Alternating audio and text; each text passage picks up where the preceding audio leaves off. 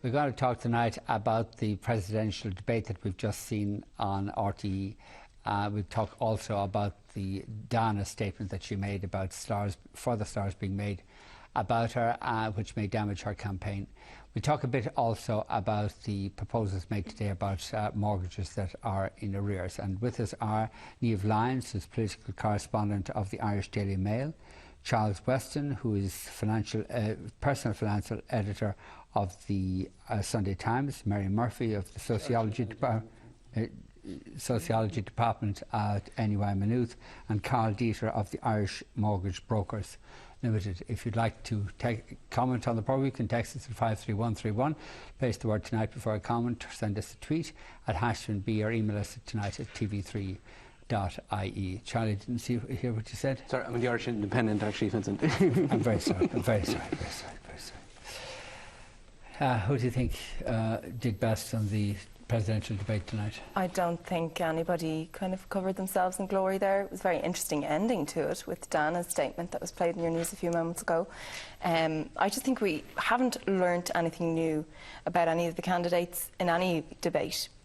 We just have the same old cliches and the same old excuses for all their scandals, and I think even Miriam McCallaghan tonight gave them a chance to have a pop at each other. And I suppose this late in the campaign, with 14 days to go, they're just petrified of coming across as being undignified. But I wouldn't be surprised if the public are just finding it a big turn-off at this point. In your view, did anybody damage themselves tonight? I think Martin McGuinness got very close to losing his cool under questioning about his IRA past, and I suppose he thought this was going to go away. And it just hasn't, and it won't. He'll be answering questions on this, you know, when he is still there, and possibly even when he concedes, if he doesn't get in. So that was interesting. Gay Mitchell, again, not coming across as a very presidential type figure.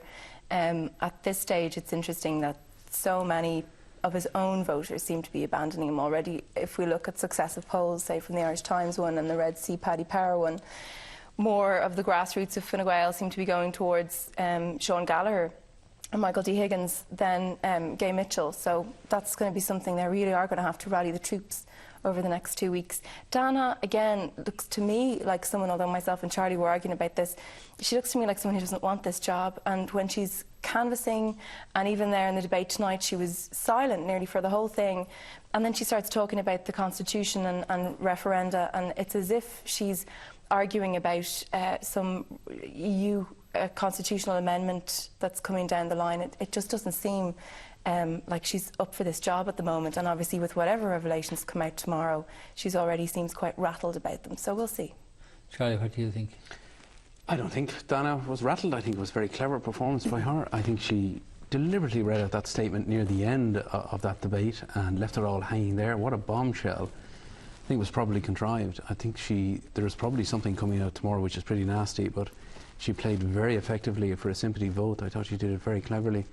Equally as well, she was clever, I thought, on the Late Late Show when she produced the Constitution. That issue, the Dana thing, we had heard earlier this evening that the Irish Independent was running a front page story, but that was denied by somebody that we know in the Irish Independent. But maybe there is a front page story in the Irish Independent tomorrow concerning Dana, or maybe in some of the other papers, and if we get it, we'll put it on screen straight away. And we hope to get something, some elucidation of that issue before the end of the programme. Sorry, Charlie. But it's not the Irish Independent anyway. As for, you know, from the political guys don't know, in the Independent don't know what it is. It's probably the Irish Times, actually. I mean, they already ran stuff about her having dual citizenship, American citizenship. So it seems as if the Irish Times has something strong tomorrow, something explosive. But I think she did herself a power of good. The way she handled that, she said nothing for most of that debate tonight. Was pretty silent until she read out that very strong statement. But do you think anybody would vote for her because of what she said in denying a story that nobody knows about? I think she'll play very, you know, we'll find out what it is tomorrow, but if she's playing this, you know, she's already started to play it very well. She's got her defence in first, which is a very clever thing to do. And she's going to play now the victim, and that has worked in politics before. Okay. We've seen that being a very strong element in politics. I wasn't sure though, was she looking for a sympathy vote or was she preparing her exit strategy? You know, I mean, she could be doing either. She could be setting herself up to get out and on some high moral ground possibly, because it doesn't look as if there's much of a sympathy vote to come in. Even if she did get a little bounce, it would still be largely immaterial to any end result. I actually thought Gallagher did himself a bit of damage tonight. He was very weak at the beginning, very waffly on the power aspect of the presidency, but then when he was asked about his business background, the loan from the County Council in Louth, and when he was asked about his experience in Fianna Fáil, he was very, very slow to put on record his condemnation of Fianna Fáil's contribution to the economic crisis. He didn't, no, exactly, yeah. I mean, he said facts like, yeah, they were there in government at the time of the crisis. Let the country down, wasn't that the question? Yeah, I mean, it was very, very weak, very, very and limp. he couldn't say that they did. Yeah, so I mean, I thought that was quite damaging to him. But I think as well, his general... But we've got a clip of that, because I think there's a significant part in the discussion this evening, or the debate this evening. It's important, Miriam, because I have a great problem with people who demonise ordinary... Do you think Fianna Fáil let this country down? Yeah, but let me I want you to answer that. Sure. Do you think Fianna Fáil let this country down? I think Fianna Fáil were in government with others at a time when we had many crises, and I wasn't, and let me point it out, I wasn't in cabinet. I didn't make any decisions. That's not the question I asked you, Sean Gallagher. I said, do you think Fianna Fáil let this country down? Well, I can't answer for Fianna Fáil. I can answer for Sean Gallagher. But I'm answering it, Miriam, that I can't answer for Fianna Fáil. Of course, I'm sure there were many decisions made which in hindsight were wrong. But you've got to understand, Michael D. Higgins or others who were in the Dáil, or David Norris who were in the Senate, had far more power than I. Okay, that position is straight. Like even Fianna Fáil, people who were in the Fianna Fáil cabinet can acknowledge that yes, they made they don't quite say they let the country down, but they acknowledge that very serious mistakes were made, and he can't do that. It's curious. And then the other thing that he did there was, like, he said at the very end of that clip that Norris and Higgins in the Dáil had more power than Gallagher, but later on then he said he wouldn't stand for politics and for parliamentary politics because he wouldn't have any power or influence. So I don't know, I think he's shown his colours a bit in terms of singing to both sides there. I thought Michael D was actually very effective in coming in and defending the role of politics more generally. You're a member of the Labour Party. I am a member of the Labour Party, yeah. Well, not necessarily, but I did think he came right on and tackled Gallagher very well and raised the issue of ethos and the importance of a president who has some sense of the kind of economic model that Ireland does need in the future, which I'm not sure Gallagher has at all. One thing I found overall, though, that really worried me was, and I think nearly everybody did it, was, as president, I will secure jobs, I will go out and look for foreign direct investment. There was virtually no discussion at all about Indigenous employment, about developing the local economy. That scared me a bit because, there's no vision there of a... But anyway, what has the president got to do with getting jobs, either locally or I agree it's not the primary role of the presidency, but if you are talking about that in the role, at least put some concentration on what needs to be done to develop Ireland indigenously. How do you think the debate went? I came away from that not being particularly impressed by any of the candidates. I thought something interesting was that at last week's Global Irish Forum that Bill Clinton said, everybody, the biggest crisis facing this country is our mortgage crisis. Not unemployment, not emigration, not our debt GDP, but the mortgage crisis. And that was from the former president of the USA. And every person in that debate tonight never mentioned anything about that. And I think that was a massive opportunity missed to encapsulate what one of the former most powerful people in the world thought. Well, the question is, what can a president maybe do about anything? Now, they did talk about the idea of having themes, and one of them is, for instance, to create jobs. I suppose I'm probably the least politically literate person on the panel tonight, and just from my perspective, I don't feel that anyone came away from that particularly strong with any strict endorsement of what they represented. I think that some of it was sort of shaded backbiting, and then other people didn't talk enough. I thought that Martin McGuinness, got a lot more time spent on him than should have. I've no experience with the man other than I saw him today outside my work jaywalk across 4 lanes of traffic to his illegally parked bus, but prior to that I don't follow northern politics, so it's just... What do you think of him? What do you think of him, the campaign so far? Of his campaign? Yeah. I think that he's a guy who who created huge change in this country, and like anyone with a past like his, there comes a time when that has to be left behind. Now the question is he the person who we need to leave it behind with? I think he's too closely associated with that aspect of Irish history to necessarily be decontaminated enough for presidential material, is my opinion. So that would be my take on You're Mr. unlikely to McGuinness. vote for him. I wouldn't find myself being able to vote for him. Having said that, after watching the debate tonight, I really am. I'm going to end up as a swing voter. So it depends what happens over the next the course of weeks. And who might you swing towards? Well, who are in the frame as far as you're concerned? Is Gay Mitchell in the frame? No. Is David Norris in the frame? To a degree, yeah. I think that what he did in trying to get papers for a former partner of his was perhaps not the power that the Senate was intended for, or to represent legal cases in other countries. And I have the same issue with Gay Mitchell, with the letters that he wrote about the people in Florida who killed a few folks. And so I find it very difficult to know where to cast the vote. Dana? I have to read tomorrow's papers in her case. No, but you're a swing voter, but if you're not going to vote for... At the moment, what I can tell you is, as a person in business, I typically find myself at total odds with the Labour Party. Most of their ethos, most of what they stand for, I think is nuts. I don't identify with them, but in this case, I may well vote for Michael D. Higgins. A safe pair of hands, you know, and at this time, we have the spectre where we might have a bit of rogue behaviour from one of these guys if they become president. You know, tonight Dana was asked, I think, whether she would sign in a budget into law. Like, you can't refer a budget and you can't refer a constitutional bill and an amendment, but what if they did refuse to sign something like this? You know, would Martin McGuinness sign something? Yeah, we've been told tonight that we need 4.4 billion taken out in December. Would a president from the Sinn Féin party sign that? If something came up about abortion or gay rights, would any of the others? You know, you have to ask yourself those questions. And there's no provisions in our constitution for dealing with that kind of behaviour, because it's just never come up before. Oh, there is, yeah, there is. Well, you can impeach somebody, or you can have a presidential commission. But say, like, if you had a commission, then you'd have... No, you'd have to impeach them first. You could also say that they're incapacitated, but you know, you'd have to have, I think, something like 111 people from the Dáil and 40 from the Shannon. To say they're incapacitated. To say they're incapacitated. Although that Fine Gael and Labour actually have that majority, so if they. Yeah. Who would you incline to vote for, Charles, on the basis of the election, on the basis of the debate tonight? I think what tonight changed was the Dana situation was very interesting. Obviously, McGuinness got a hell of a bashing. I thought he got a good going over, and I think he was close to losing his cool, I think, which was very interesting. And he's been damaged this week anyway, very badly, I think, by that David Kelly incident yesterday. I mean, that was really tough for him to have to take that. He got it in the neck, and a lot of people maybe will think again maybe about voting for McGuinness.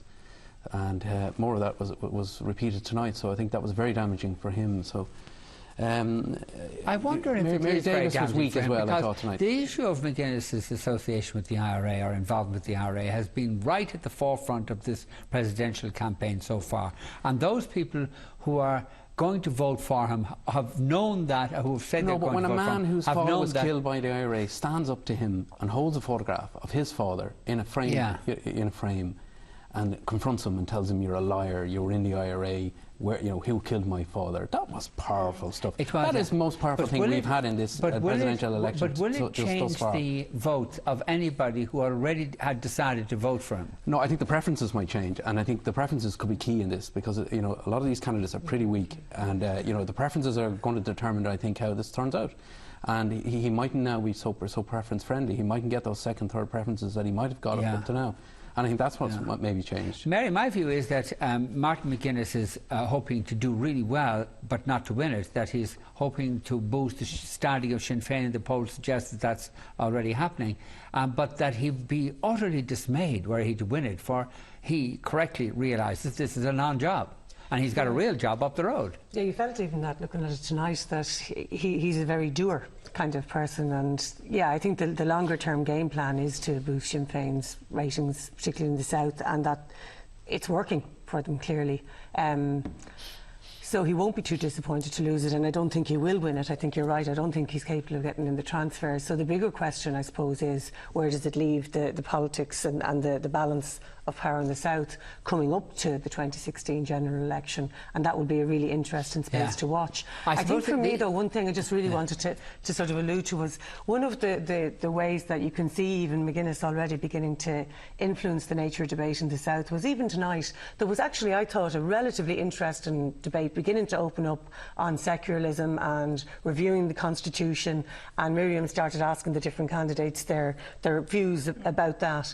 And she went to Martin McGuinness. He was quite waffly, actually, on constitutional reform, but then she distracted herself even by going back into the IRA record questions. And in a way, I think that's what would happen all the time, would be that we won't be able to get a wider dimensional view of what the trouble we want with to be these talking debates about. is that it's about nothing. Since the job itself is essentially about nothing, these debates, I certainly found it here last week, that you're flailing around. I'm not sure it's about nothing, because right now, I mean, like, there's this feeling that Michael D is a safe pair of hands, but I actually do think that, especially in the context of coming out of crisis and 2016, that it's not about nothing, it's actually about something, and the inspirational role that's there is actually really important in this particular presidency, because it will be about 2016, 100th anniversary, and it will be about a very fundamental staging post in our development as a republic. So it is about something. It's potentially about something. The inspirational role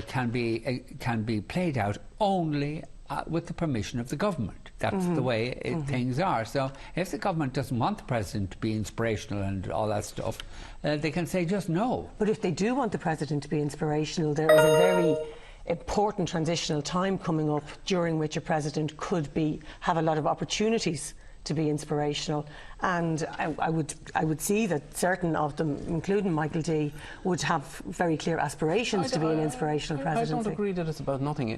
To be fair to them, all of them are raising the issue of unemployment. That gets hardly any airtime in this country. It's the biggest crisis facing this country, unemployment. Yeah, but what's it got to do with the presidency? But at least they are raising it. At least they're discussing it. It's not generally discussed on the airwaves. It's not discussed in the papers. It's not. The figures come out every week. It's buried inside the papers somewhere.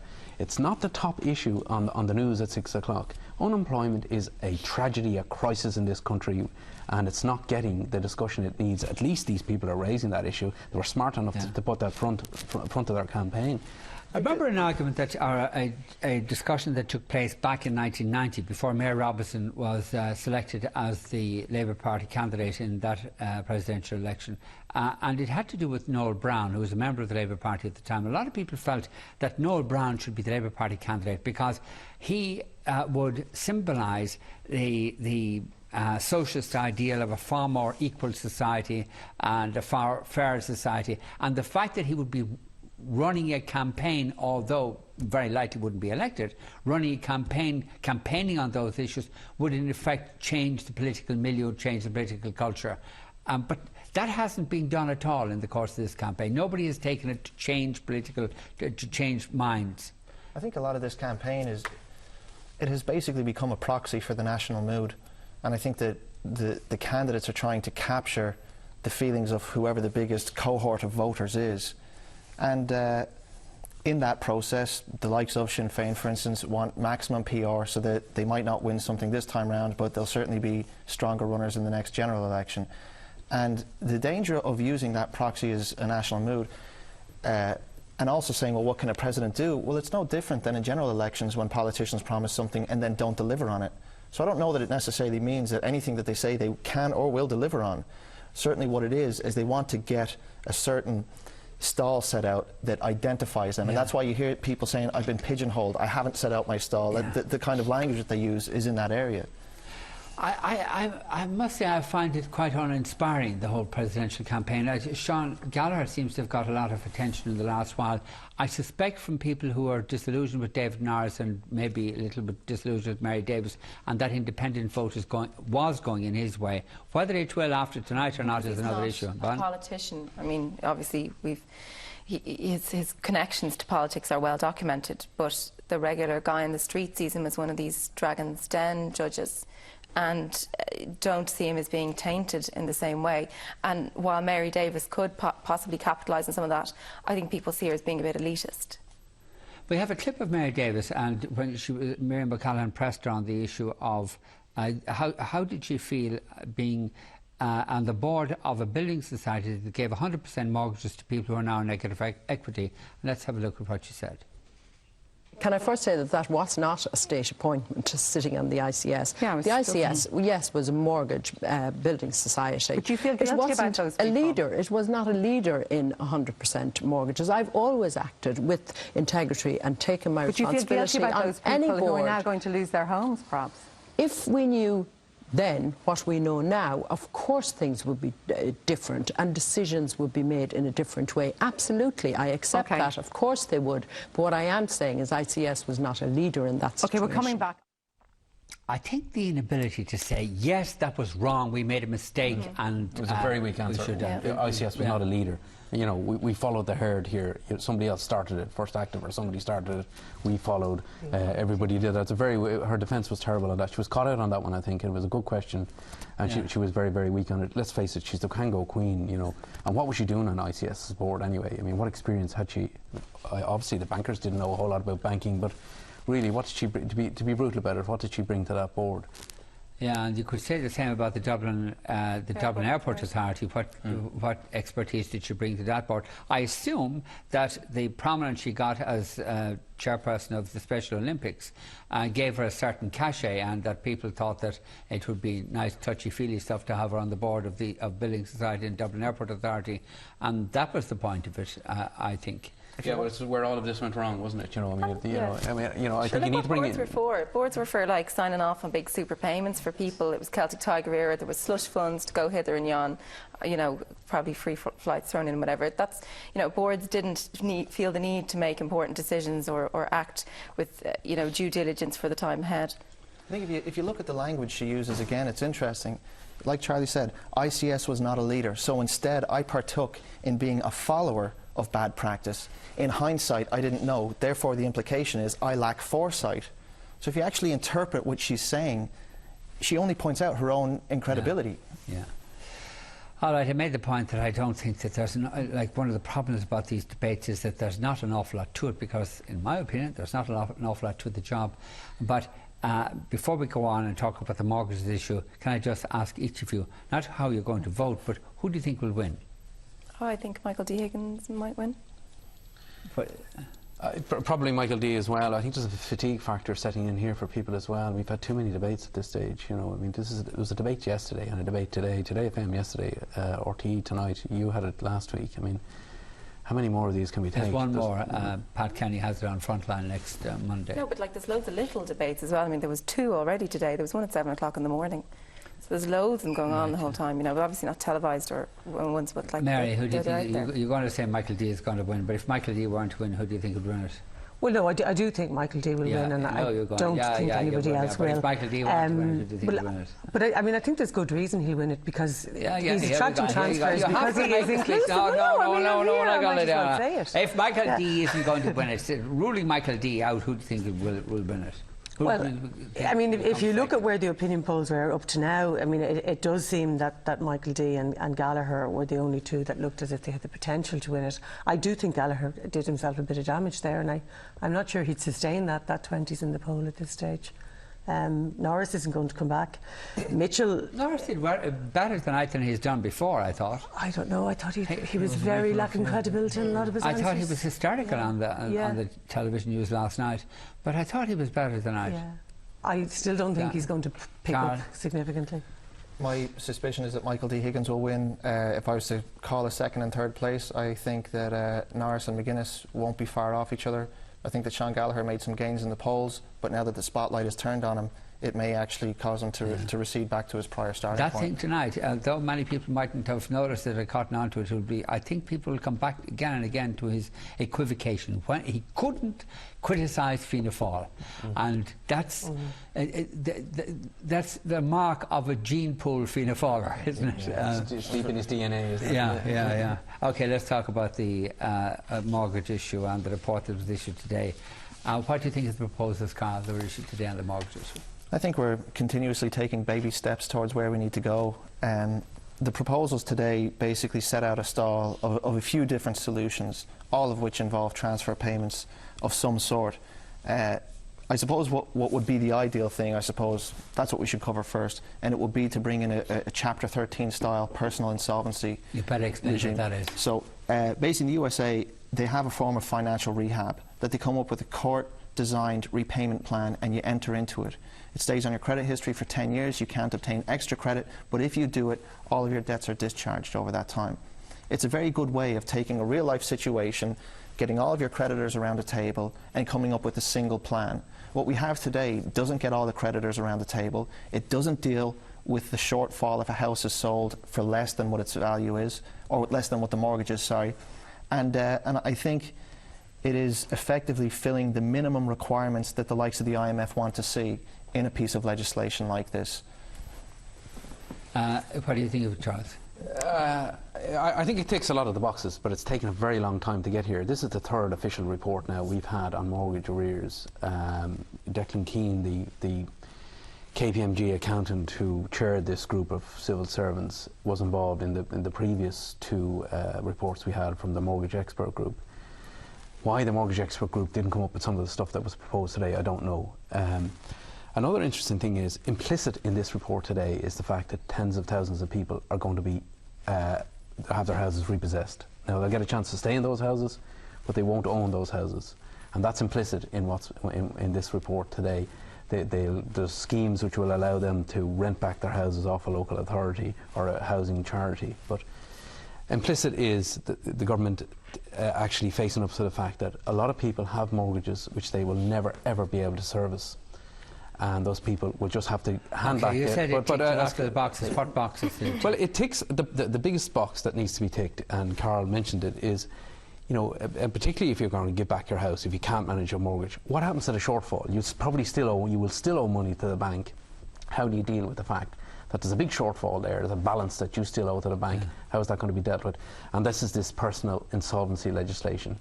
We are dragging our feet on this one really badly. I mean, we had proposals on that were put to the government and the last government by the Law Reform Commission at the end of last year, but they had an interim report way before that. I mean, that really is a key piece of this, the infrastructure that needs to be put in place. And we're only getting around to do that because the IMF have told us to do that.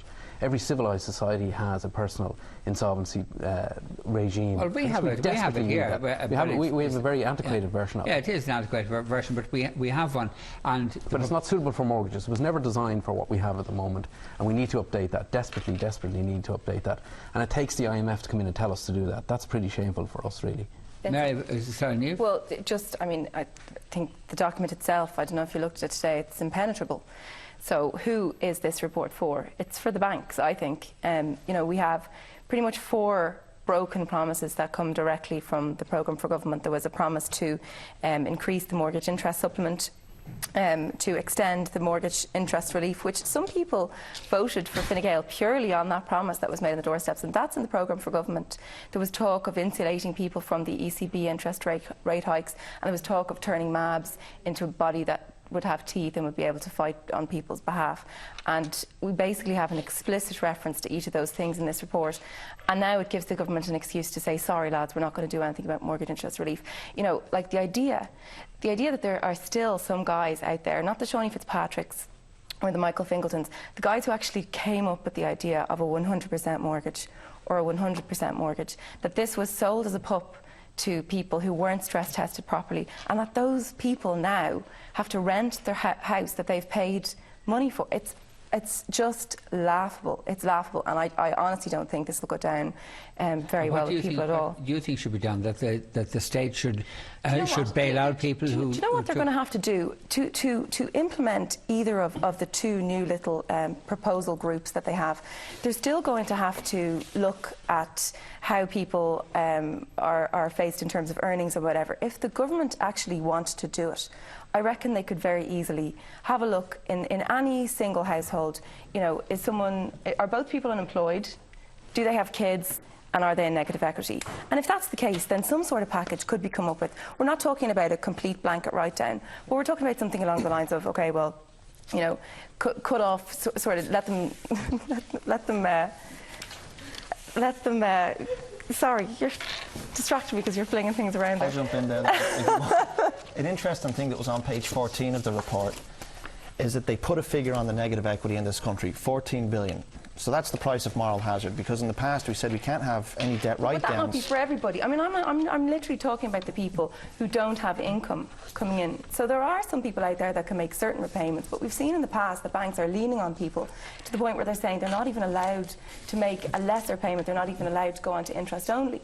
So if that's the case, and the banks hold all the power here, then I think what that exactly is one of the key issues is that the report, I mean, it's lacking in detail, so it's hard to know what the finer details will be. But I think one thing is that it doesn't seem right now to appear to oblige the banks to do anything. It comes up with these different 4 or 5 options, but it doesn't actually go to final hawk and say they will be required to do it.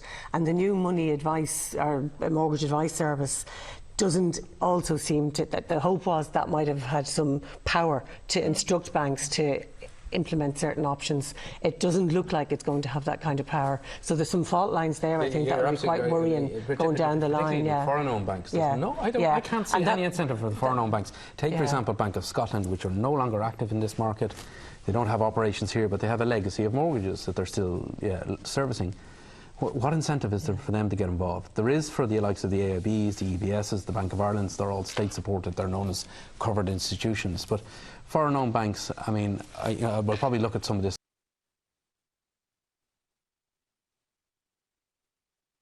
and go, no, nothing in it for us, not interested. The report actually says 50% of the loans are with foreign-owned banks. 50% of the arrears. Yeah, the arrears, sorry, the arrears. Yeah, so that's worrying, yeah. But it's amazing. So the mortgage expert group on mortgage arrears came up with an idea for a deferred interest scheme. That was one of the previous definitive solutions, which wasn't definitive, and some of the banks turned around and said, no thanks, we won't take part. So there is a concern that when at least half of the mortgage is in arrears out there are with foreign-owned institutions, that they'll turn around and say we don't want to take part in this. And getting back to that idea of 14 billion being a cure for all negative equity, I think it pales in comparison to the 63 billion we spent to create zombie banking institutions. Now, I'm not saying that you go out and spend that 14 billion and write down everyone's debt, but it is certainly fascinating when compared to the 29 billion that we spent on Anglo with no societal benefit at all. The other thing is, how long is all of this going to take to implement? You know, I mean, none of this will be quick and easy to do. The bank decide which... This is complicated stuff. There's no doubt that the bank guarantee involved a massive transfer of wealth from this society to people who were bondholders and lenders to the banks.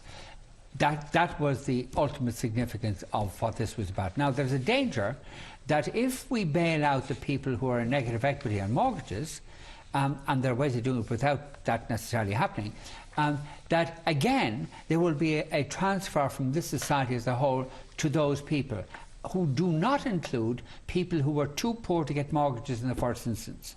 So it's not going to happen anyway. The ECB will not, the European Central Bank will not allow that to happen. But Vincent, and they are really dictating policy on these kind of matters. The rise in poverty that we've seen due to debt will actually cause some people who borrowed to be able to jump over the whole queue. There's 100,000 people on the housing list, and yet if you borrowed and you can't pay your mortgage, you might jump 100,000 people in the queue by getting your house turned into a social house ahead of them. I also don't think that's very fair. Okay, we're going to take a break now, and after the break we'll get to the newspapers and see if any of the newspapers deal with that story that Dana referred to earlier this evening. So join us then.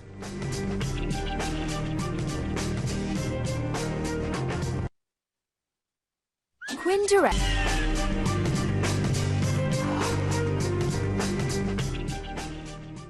Just to go to some of your texts and tweets, some of them are quite critical of Dana, but one of them says, not the ones critical of Dana, one says, Michael D. Higgins is adopting a Ronan Keane strategy. You say it best when you say nothing at all. Somebody else is saying, after tonight I have seriously changed my view on Sean Gallagher. Do the electorate really want a Fianna Fáil president by proxy? And Kieran says, Jesus, it's like the night before Christmas, waiting to see what the papers will leave under the tree. Well, let's look what the papers have left us under the tree. The Irish Independent doesn't have that story, but it has another story, which is rather interesting. Gilmore Lawry gets top judge job, and donor to Fine Gael is appointed to the High Court. A judge newly appointed to the High Court by the government has political and personal links to Taoiseach Eamon Gilmore. Mr Justice Michael White is a former Workers' Party colleague of the Labour Party leader, but he also represented Mr Gilmore's solicitor in a dispute with the TD's neighbours over a plot of land. And a fellow called Kevin Cross has also been made a judge of the High Court, I think, and he was a donor to Lucinda Creighton's campaign in the general election. Michael White was certainly a member of the Workers' Party for quite a while, and then I think he was a member of the New Agenda Democratic Left, and he was appointed a judge to the Circuit Court when Labour was last in office with Fine Gael and the Rainbow Coalition.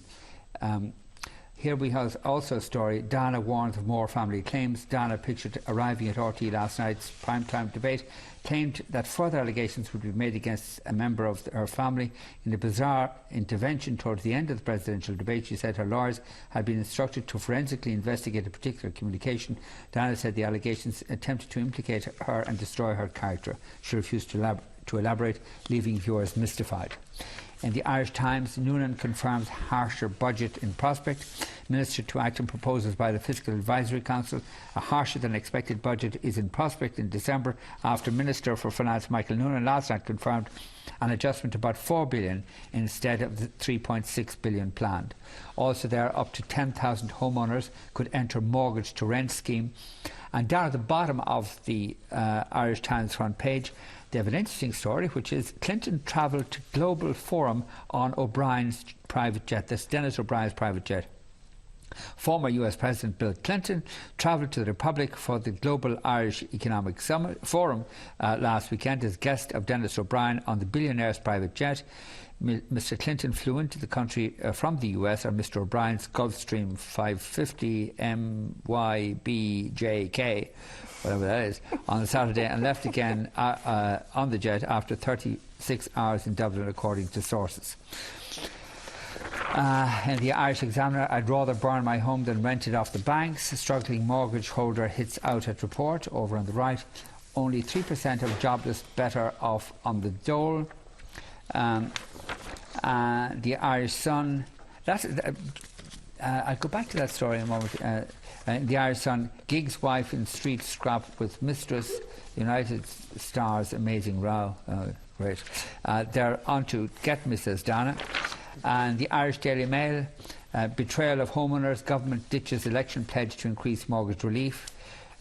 Also there, prostitutes help to stop rape, says Mary White. Random attacks on women could increase if prostitutes are driven off the streets, it was claimed yesterday. Senator Mary White, she's a Fianna Fáil senator, told the Senate that proposals to criminalise men who solicit sex could lead them to commit violent assaults elsewhere. She was hoping to be a presidential candidate, I think, at one stage. Pity she was not. In the Irish Daily Star, 30,000 to lose homes as Kenny slams door on debt forgiveness. There will be no debt forgiveness for struggling Irish homeowners under government proposals revealed yesterday, just property loss. Also there, man aged 63 faces 192 sex attack charges. In the Irish Daily Mirror, heist almighty, gang steals relic containing parts of the cross Jesus was crucified on. A piece of Christ's cross was ripped from a display cabinet in an outrageous robbery. A gang of 3 men used an angle grinder to snatch the artefact from Tipperar's Holy Cross Abbey on Tuesday.